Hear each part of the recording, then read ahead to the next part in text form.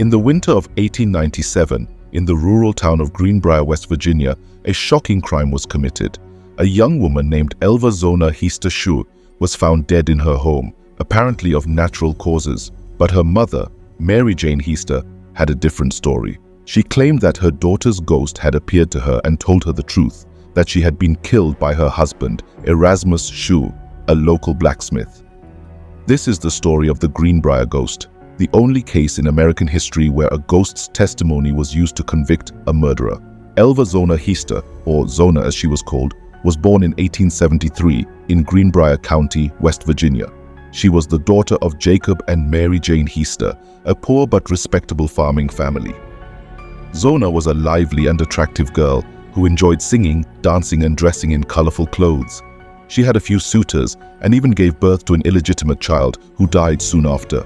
But none of these men could win her heart until she met Erasmus Stribling Trout Schuh, or Trout as he was called. Erasmus Schuh was a blacksmith who had moved to Greenbrier in 1896, looking for work and a fresh start. He had been married twice before. His first wife had divorced him, accusing him of abuse. His second wife had died under mysterious circumstances, possibly of poisoning.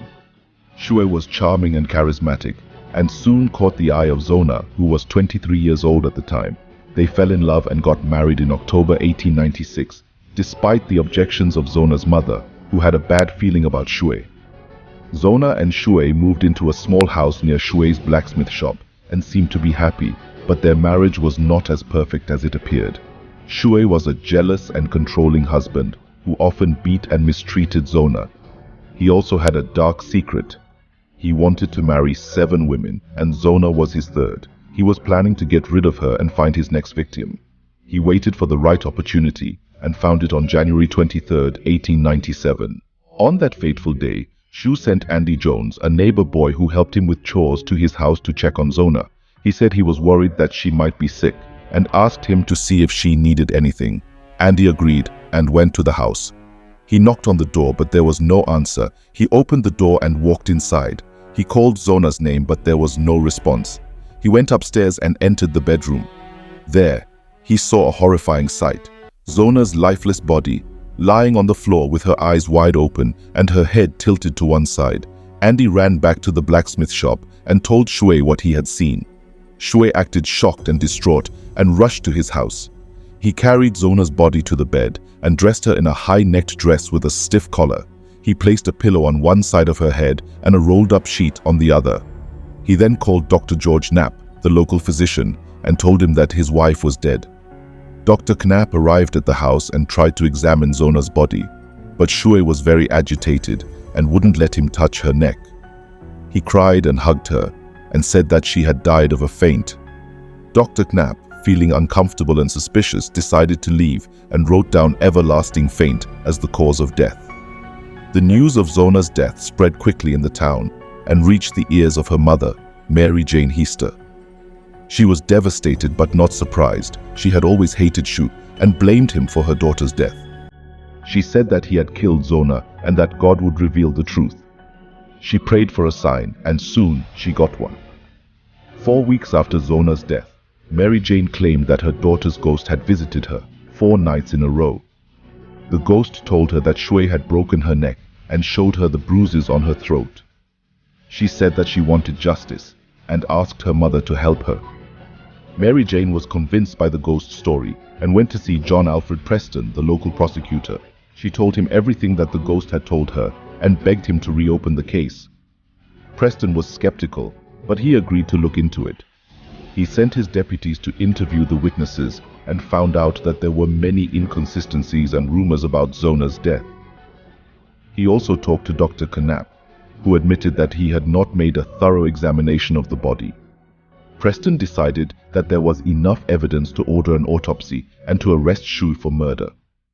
On February 22, 1897, Zona's body was exhumed and taken to a one-room schoolhouse where the autopsy was performed.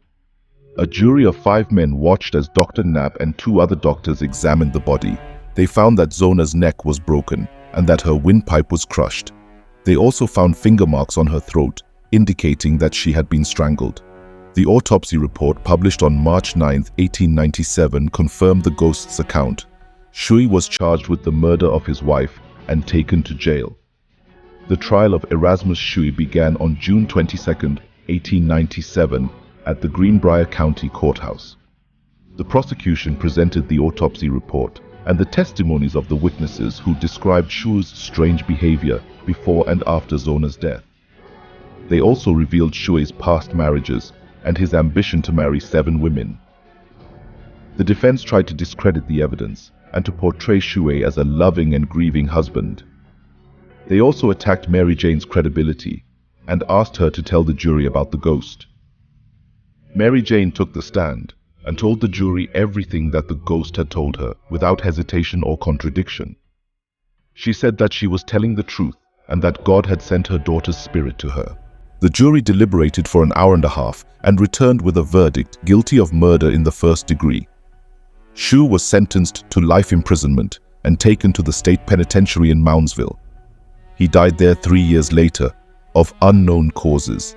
He never confessed to the crime, nor did he reveal his motive. He maintained his innocence until the end.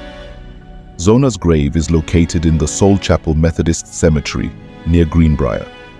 It is marked by a tombstone that reads, Zona Hista Shui, the Greenbrier Ghost. It is the only tombstone in the world that mentions a ghost. It is also a reminder of a remarkable case where a mother's love and a daughter's spirit brought a killer to justice.